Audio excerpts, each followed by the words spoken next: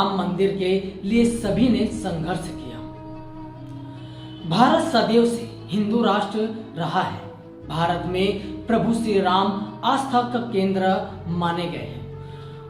उनसे करोड़ों भक्तों की भावना तथा आस्था जुड़ी हुई है। बीते 500 वर्ष पूर्व उनके मंदिर को खंडित कर मस्जिद का निर्माण कराया गया, जो लाखों करोड़ों हिंदुओं के मान मर्यादा तथा आस्था पर चोट था। 500 वर्ष पूर्व युगीन समस्या से भारत देश सामना कर रहा था।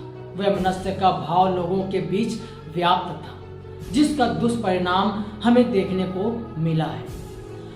आज जब हम रामलला मंदिर का निर्माण और भव्य प्राण प्रतिष्ठा समारोह का आयोजन कर रहे हैं, तो उसके संपूर्ण पृष्ठभूमि पर एक नजर डाल लेंगे।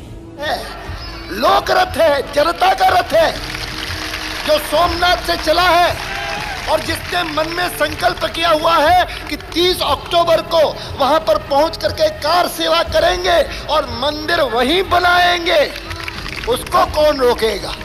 कौन सी सरकार रोकने वाली है? राम मंदिर का निर्माण विक्रमादित्य द्वितीय ने ईसा से लगभग 250 वर्ष पूर्व कराया था। ऐसी मान्यता है विक्रमादित्य भारत के शक्तिशाली राजा थे। उन्होंने भारत में ऐतिहासिक मंदिरों का निर्माण कराया था। 1528 में बाबर के सेनापति मीर बाकी ने राम मंदिर को खंडित करके मस्जिद का स्वरूप दे दिया था। ऐसा करके उसने अपनी शक्ति और भय का परिचय भारत में प्रस्तुत करने का प्रयास किया था। 1853 राम मंदिर तथा भूमि को लेकर हिंदू और मुसलमानों में पहला विवाद हुआ था, जिसके साक्ष्य आज इतिहास में उपलब्ध है। हिंदू और मुसलमान जमीन पर अपना अपना दावा पेश कर रहे थे।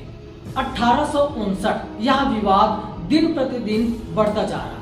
भारत में उस समय अंग्रेजी हुकूमत थी। अंग्रेजों ने विवाद को शांत करने के लिए मंदिर के भीतर नमाज पढ़ने तथा पूजा करने के लिए बाहर की जगह तय कर दी थी। 1949 वर्ष को राम को अपना आराध्य मानने वाले मस्तानों ने राम की मूर्ति को मंदिर के भीतर स्थापित कर दिया, जिसके कारण पूरे देश में तनाव बढ़ गया था। प्रशासन ने तनाव को रोकने के लिए मंदिर को ताला लगाकर दोनों पक्षों को वहां से दूर करने का प्रयास किया। 1986 को अयोध्या के जिला न्यायाधीश ने हिंदुओं के पक्ष को रखते हुए वहां पूजा अर्चना करने की अनुमति प्रदान की। जिला न्यायाधीश के इस आदेश के बाद मुस्लिम समुदाय के लोगों ने विरोध तथा आपत्ति दर्ज कराई। 1989 को विश्व हिंदू परिषद विहिप ने विवादित जमीन के बाहर राम मंदिर निर्माण की कार्यशाला आरंभ की। लाठी गोली खाएंगे, मंदिर वहीं बनाएंगे। 6 दिसंबर 1992 यह वह दिन था जब राम के मस्तानों की एक टोली विवादित ढांचे की ओर बढ़ती गई और देखते ही देखते मस्जिद को विध्वंस करते हुए गुजर गई। इस मस्जिद के विध्वंस के उपरांत देश भर में दंगा फैल गया, जिसके कारण लगभग 2000 जान देश भर में चली गई। यह वह आंकड़े हैं जो सरकारी दस्तावेज में दर्ज है।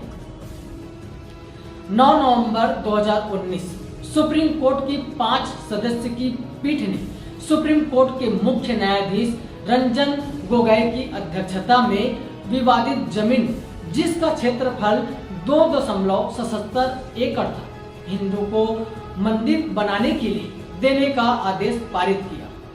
साथ ही मुस्लिम पक्षकारों को मस्जिद या उसके इच्छा अनुसार निर्माण के लिए 5 एकड़ की जमीन देने का भी आदेश दिया। 5 अगस्त 2020 यह वह दिन था जो बहुप्रक्षित लगभग 500 वर्ष की आशा और संघर्ष का परिणाम था, जब भारत के यशस्वी प्रधानमंत्री श्री नरेंद्र मोदी, राष्ट्रीय स्वयंसेवक संघ के संचालक मोहन भागवत, योगी आदित्यनाथ, उत्तर प्रदेश के मुख्यमंत्री आनंदीबेन पटेल, उत्तर प्रदेश की राज्यपाल महंत नृत्य गोपाल दास जी आदि की मौजूदगी में विधि विधान के साथ 3 दिवसीय शुद्धिकरण कर भूमि पूजन किया गया। प्रधानमंत्री मोदी जी ने कल्प वृक्ष लगाकर समाज में सुख शांति धन समृद्धि आदि का संदेश दिया। कोरोना जैसी महामारी को ध्यान में रखते हुए उन्होंने इतने बड़े भव्य पूजन में भाग लिया और वर्षों से चली आ रही मांग को पूरा करने का प्रण लिया। अयोध्या का जिक्र वेद पुराण में पावन नगरी के रूप में किया जाता है। यह पावन नगरी प्रभु श्री राम की जन्म स्थली है। प्रभु श्री राम के जन्म लेने के पश्चात अनेकों देवी देवता उनके दर्शन करने अयोध्या आया करते थे। यहाँ इक्ष्वाकु कुल के राजा रघु ने अपनी नगरी बसाई थी।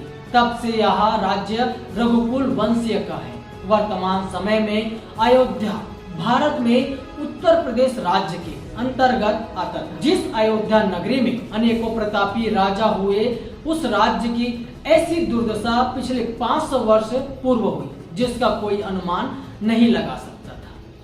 आज जब पुनः भक्त जागृत हुए हैं, राष्ट्र जागृत हुआ है, तो अयोध्या को पावन धाम बनाने की पुनः कोशिश है। राम नाम का जयकारा चारों ओर गूंजे, ऐसा कार्य किया जा रहा है। जहां पूर्व 500 वर्ष प्रभु श्री राम निर्वासित हुए, आज उनको उनके पावन धाम में स्थापित करने का समय आ गया है।